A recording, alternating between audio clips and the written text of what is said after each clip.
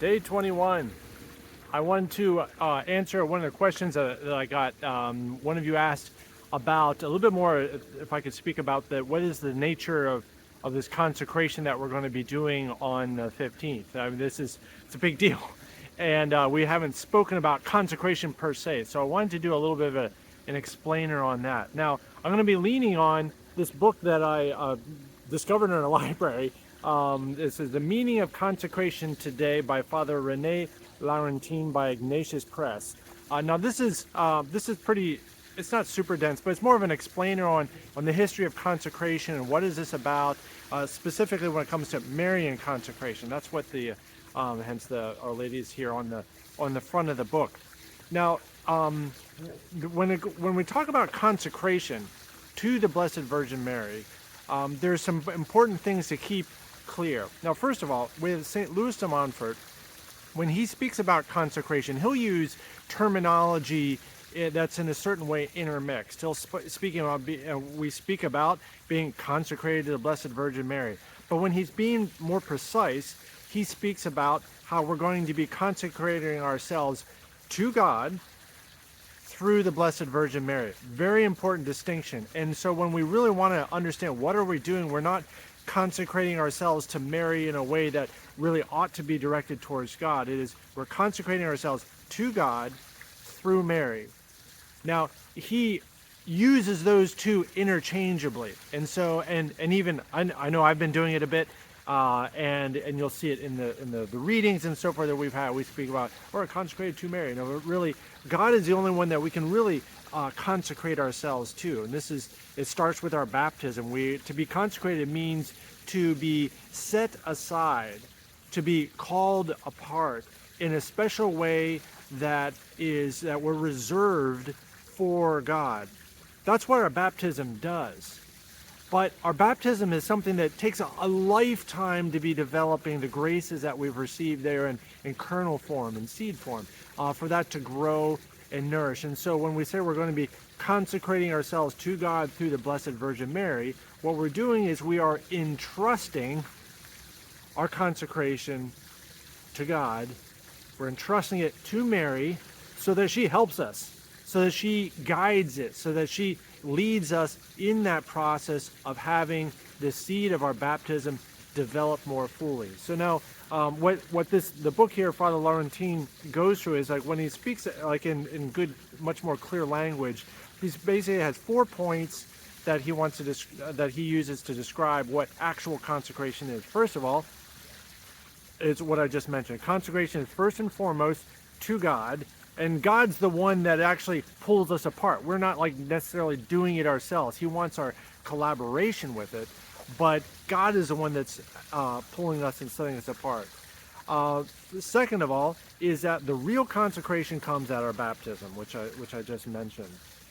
That's when ontologically, spiritually, we are no longer just like analogously sons and daughters of God, or we speak of God as every human being can speak of God as their creator, but only those who are baptized can we really truly speak of God as our Father, because in a way that he's making us like him in a way that we weren't before.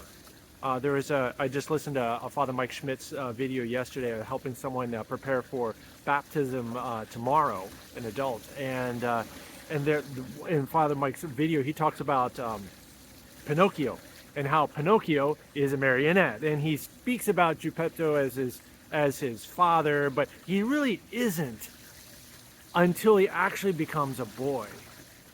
Then he can really speak to Geppetto as his father, just like we might do with here at our house.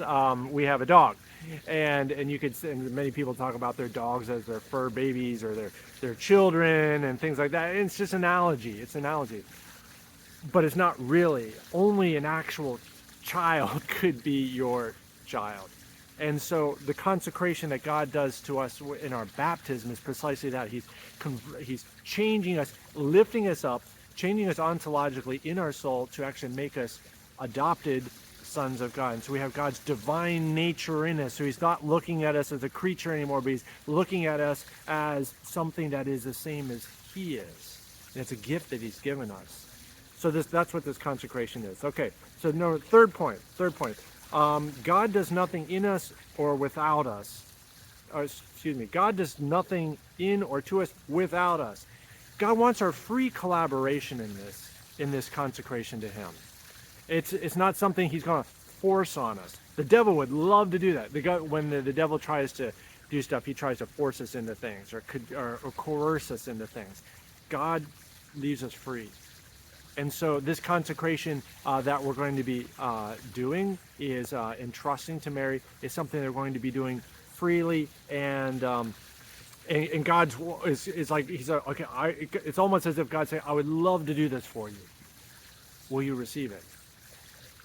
And then lastly is this last thing that I've already kind of alluded to for the fourth point is that our consecration is something that we're doing to God, but we're entrusting to the Blessed Virgin Mary. It's something that she is the one who was first consecrated to God truly, as she was completely filled with the Holy Spirit from the moment of her incarnation in a way that set her apart. Now, this whole consecration to God, there's other, just to use a couple analogies that might help, so as to keep things clear that we're not doing something strange here. I'm a legionary of Christ priest.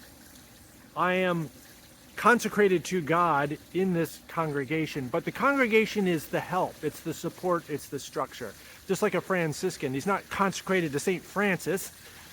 A Franciscan priest is consecrated to God, but through the Franciscan spirit and through their charism, that's how they live that out. And so when we're doing a Marian consecration, that's what we're doing.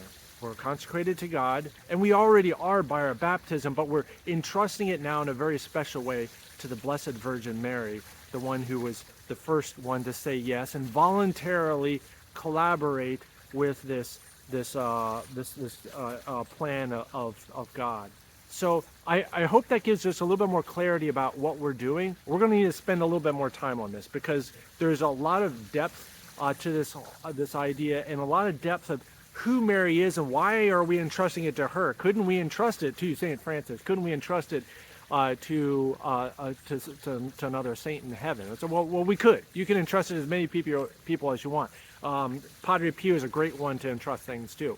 But when it comes to, if you want to pick the best, that's why we're talking about the Blessed Virgin Mary. The most effective, the Blessed Virgin Mary. The one who is the most glorious in heaven, the Blessed Virgin Mary. And we want to unpack that more in this quote second week. We're actually in our third week, but in the schedule, it's called the second week of consecration. So that we want to unpack this more, and I promise to undo it more. Okay, there's one other thing that I wanted to go through with the thing for today. When from this the reading, St. Louis de Montfort, Secret of Mary, St. Louis de Montfort, paragraphs 23 and 24. It speaks about like 3 levels of devotion to Our Lady, and the first one is kind of like, it's like every now and again say Hail Mary, some prayers, so forth, and he's saying that's not really it. The second one, and where there's a more perfect feelings of esteem and love, confidence and veneration. You're probably already there if you're doing this consecration, and like occasionally pray the Rosary, the 15 decades, 5 decades. But then this third level of devotion, he says, known and practiced by very few persons, is to give oneself entirely as a slave to Mary. That's the word he uses, slave. Okay, strong word. Okay, now we have to contextualize a little bit. This is when we speak about being enslaved to Mary. It's not literal, and it's not being enslaved and dedicated to her in some way that is separate from being completely committed to and consecrated to God through our baptism. It's a little bit of a hyperbole here, but what this enslavement is this complete entrusting. Say, hey, you take care.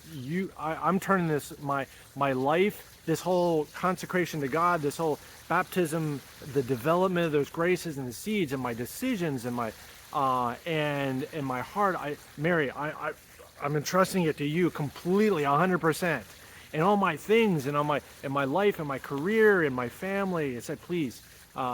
So when he's using the word enslave, he's meaning that it's a way of trying to communicate this totality and completeness that this devotion entails, and so that's what we're striving for: a totality and completeness. God bless you. Sorry, this one's a little bit longer, and I'm praying for you, and we'll get some. We'll start making some, giving some specific instructions about what we're going to do on the 15th after Mass. Keep praying for each other. That works so well. Mary is praying for you. I'm praying for you as well. Not quite as effective, but Mary's where it all happens. God bless you.